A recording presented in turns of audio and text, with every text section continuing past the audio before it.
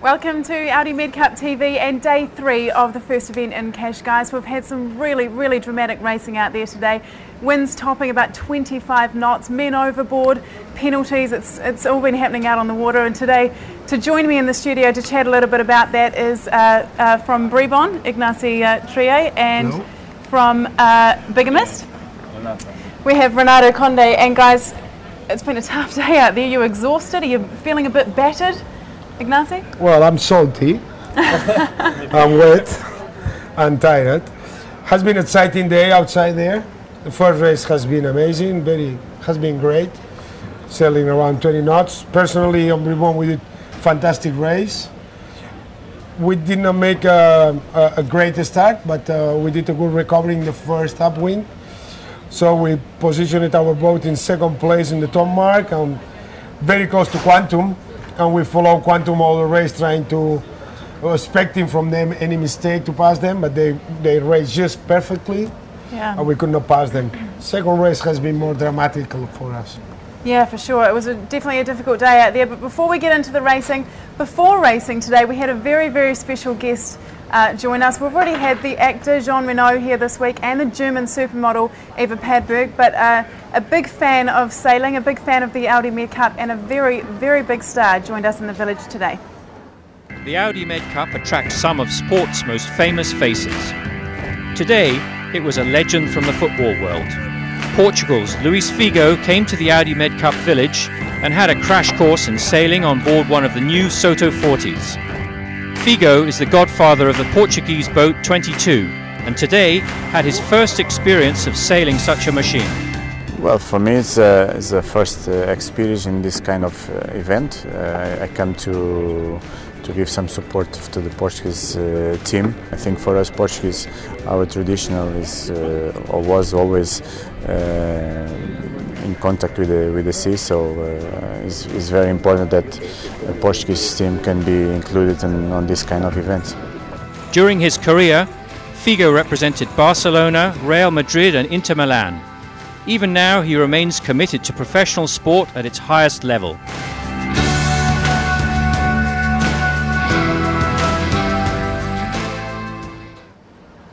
Well, after a while we did manage to drag all the fans away from Figo and get the attention back to sailing, and Cascais really turned on the conditions today. As we said before, about 25 knots we got out there today, really spectacular racing. Ignacio, I just want to ask you about, I mean, we've got 7 new boats in the fleet this year out of 8 in the TP52 fleet. We've sort of seen how they're going to develop, I mean, over the last couple of days. What's your initial reaction to how they're going, and have we really seen the best out of them out there today? Well, I mean, we are the oldest boat on the fleet, but honestly, I think our boat is still fast and competitive. It's more about the team, more than the boat.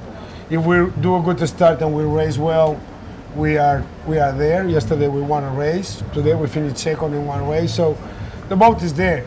I mean, to have a new boat always is a small advantage, but it's advantage that I think we hope that we're gonna be able to cover with our knowledge of the boat and our experience. So we're happy with our boat, even if it's not a new boat. Yeah, okay then, well these things do go lightning fast out on the water, so let's take a look at the action of the TP52 fleet from day 3.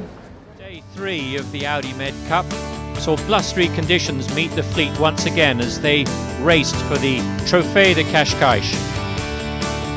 Plenty of great sailing, plenty of sunshine, plenty of wind, plenty of waves and plenty of great rides.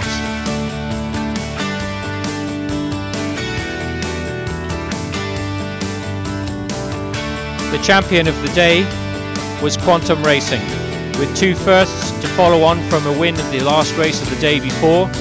They really dominated, leading round every mark of every race.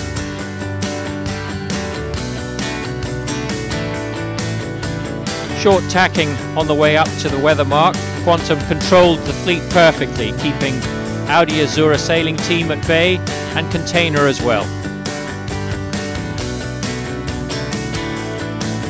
But probably the most dramatic incident of the day was when the lifeline broke on Synergy, dropping 3 of the sailors into the Atlantic, where they had to swim to the jury boat to be rescued before they were put back on board the boat. But it was a champagne sailing day for Quantum, really dominating, in control and very, very confident.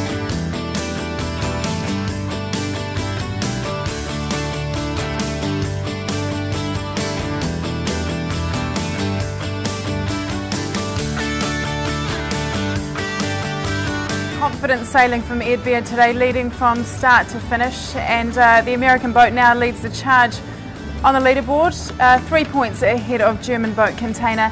Audi Azzurra sailing team coming into 3rd, Synergy in behind, and Bribon in 5th place. And I guess, Ignacio, the thing about the TP52 fleet is, though, as we've seen so many in past seasons, is that even if you are in 5th place out of 8 boats, just one good race can really catapult you into the lead again, can't it? Well, in fact, today, the second race, we got 2 consecutively penalties from the umpire. We have been a little bit surprised, but this is more... Well, tell us about that. What exactly happened? You see, we had a soccer player today, yeah. Okay? And now this looks like soccer. The umpire gives you a yellow card or red card and his perception, and you accept it. You know, it's like...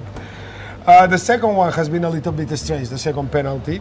And they explain us, they give us a second penalty because they think the infraction we did was in purpose. So it's a lot to discuss about that and a lot to argue, but this is not the moment now and it's not the place. Okay. But what I want to say is if we don't got that penalties, we could easily finish 2nd or 3rd in the second race, because we was in 2nd in that moment. We finished last after the penalties. That means in this moment we're gonna be 4th, very close to the 3rd. So yeah, in one day everything can change. Tomorrow is the offshore race, has extra points. We're going to cross the fingers, try to win that one, and we're going to be in the front of the fleet again. Yeah, well, so much happened in the TP52 fleet today. We could talk all day about it, but it was a very exciting day of racing in the Soto 40s too. Let's take a look at the action from day 2 of the Soto 40 class. They're not sailing a little bit too deep. Yeah, I think you're right. The spinnaker goes behind the mainsail and collapses.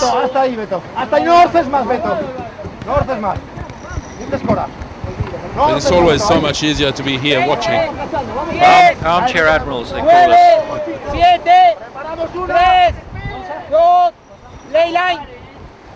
As the navigators just call the ley line. Time to go for a jibe.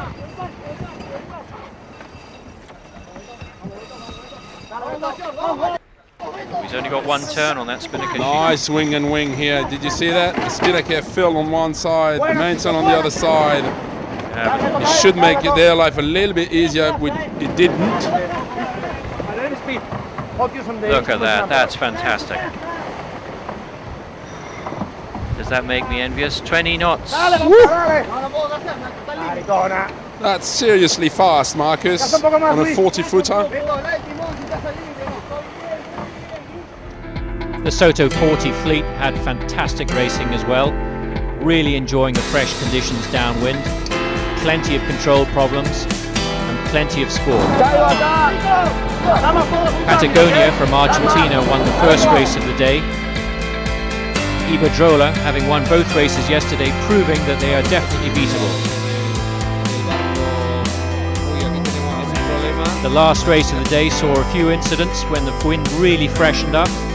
Here's Patagonia broaching and losing control.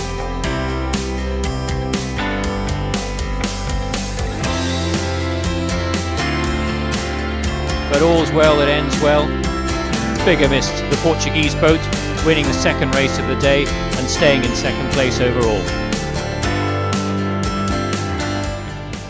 Some seriously fast racing out there today. We've had 3 winners from 4 races so far, and it's just proving how difficult it's going to be to get ahead.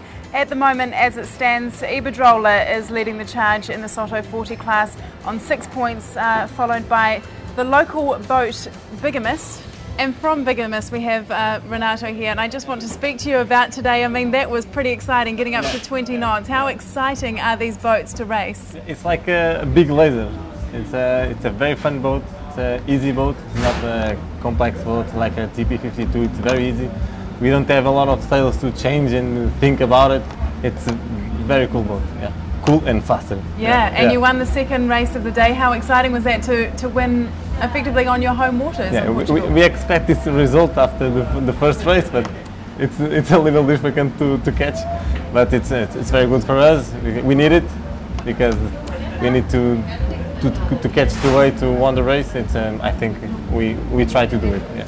Now you've switched from the TP52s last season to the Soto 40s. Yeah. What are the big differences there?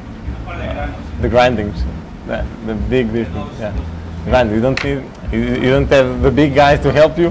If you want to pull the sail, you need to do it by hand. And I think it's the big difference. I think. Yeah. Do you think this class is going to be really successful? Do you think it's going to take off? Yeah, because have all the points to be a good boat on the MedCup, because every kind of things on the boat. It's easy, it's faster, it's a beautiful boat.